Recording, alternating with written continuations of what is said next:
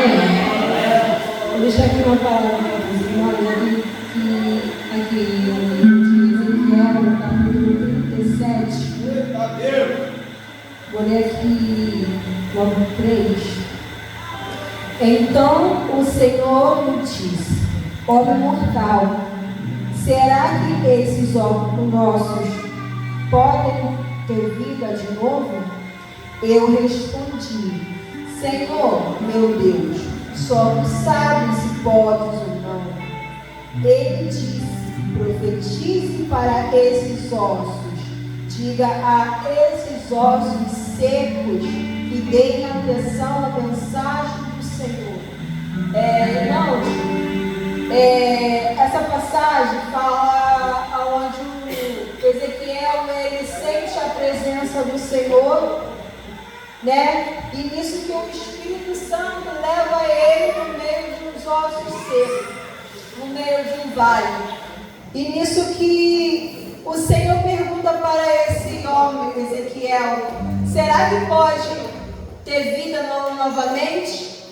E Ezequiel pega e fala assim: só tu sabes se pode acontecer ou não.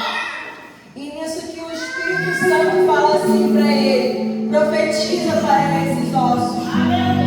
E eu ali sentado, o Espírito Santo estava falando comigo que muitas das vezes a gente nos encontra no meio de um vale. Muitas das vezes a gente nos encontra no meio de dificuldades na nossa vida. E muitas das vezes a gente olha e fala assim: está seco, como aqui. Como se fosse aqui, como se fosse esse vale de nossa vida. E o Espírito Santo fala assim, como falou com Ezequiel: será que pode reviver? E o Espírito Santo falou assim com Ezequiel: profetiza. E o Espírito Santo falou assim para mim, fez a pergunta que o Espírito Santo fez para mim, eu faço para a igreja. Ele falou assim para mim: Gabriele, será que pode reviver aquilo que você acha que está morto em sua vida? Será que pode?